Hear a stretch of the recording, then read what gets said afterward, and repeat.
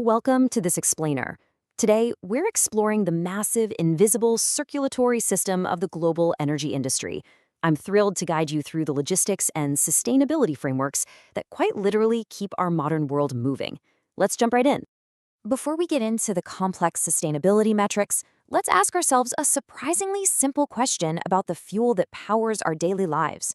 How does a molecule of natural gas, or a drop of crude oil, actually travel thousands of miles to reach your home, your car, or your local power grid? Well, it's not magic.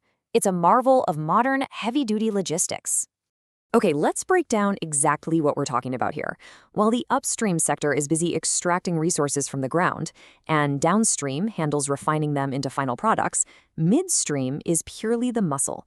It's all about logistics, transportation, and massive storage capabilities. We're talking pipelines, tank trucks, railways, and marine vessels linking the wellhead to the refinery and ultimately to the market. If you follow the journey of a single barrel, you start seeing the specific logistical nodes where environmental and safety risks have to be meticulously managed. Look specifically at Step 3, the actual transport through vast pipeline networks, railways, or marine vessels. Every single time that product moves, it's an opportunity for efficiency, but also a huge potential risk point. So, how do we actually measure the risks of this vast network? For that, we look to the SASB standards, which are now under the International Sustainability Standards Board. Think of these standards as the ultimate, universally understood accounting framework that holds these midstream entities strictly accountable for their physical, environmental, and operational footprints.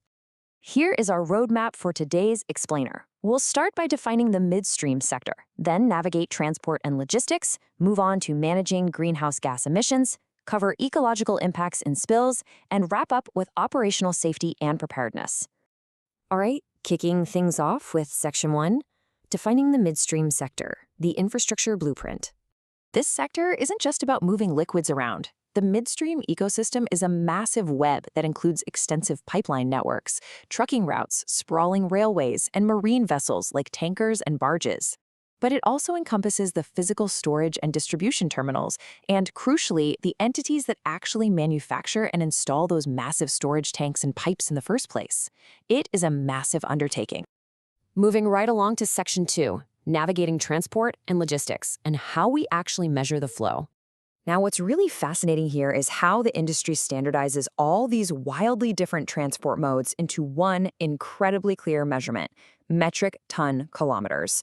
Whether a company is pumping natural gas through a pipeline, hauling crude oil in a rail car, or shipping refined petroleum on a barge, regulators and investors look at the exact weight of the product multiplied by the distance it travels. It's the best way to gauge the true scale of the operation. With millions of metric tons moving globally every single day, let's zoom in to Section 3, managing greenhouse gas emissions, or basically the air quality challenge. Midstream companies have to rigorously track their direct Scope 1 greenhouse gases. And because they're handling natural gas and volatile liquids, there is a very heavy regulatory spotlight placed directly on methane emissions. Since methane has such a massive global warming potential, companies have to disclose the exact percentage of their emissions that are methane and show how much of their overall footprint is actually covered by emissions-limiting regulations. And here's the thing you gotta remember. Emissions aren't just exhaust coming out of truck tailpipes. They come from intentional venting during routine maintenance, the disposal of gas through flaring, and most stubbornly, unpredictable fugitive emissions. These are those tiny silent leaks from millions of valves, flanges, and compressor seals spread out across the entire pipeline network. 10 micrometers. That is the incredibly small diameter of particulate matter, or PM10, that these companies must strictly monitor. Because alongside greenhouse gases, the industry is heavily evaluated on localized air pollutants like sulfur dioxide, nitrogen oxides, and volatile organic compounds. Active air quality management is absolutely essential to protect the local communities living right near these bustling logistical hubs. As these logistics networks cut across the globe, we arrive at Section 4, ecological impacts and spills. How do we manage the direct physical impact on the Earth? Just think about the sheer variety of environments these entities operate in. They need vastly different policies depending on the location. A pipeline cutting through a terrestrial forest requires incredibly careful land acquisition, construction, and eventual revegetation. But if you load that same oil onto a tanker, suddenly the whole focus shifts to marine operations, safe shipping lanes, and protecting coastal biodiversity from accidental discharge. When land gets disturbed for this infrastructure, say carving out a massive right-of-way for a new pipeline, accountability doesn't just end when the pipe gets buried. A company's ecological responsibility isn't fulfilled until the land meets this strict definition from the Society for Ecological Restoration. They must actively assist in returning that specific ecosystem back to its natural state. Now, get this. To ensure absolute accountability, the reporting threshold for a hydrocarbon spill that reaches the environment is astonishingly strict. It's exactly 1 single barrel. That's just 159 liters.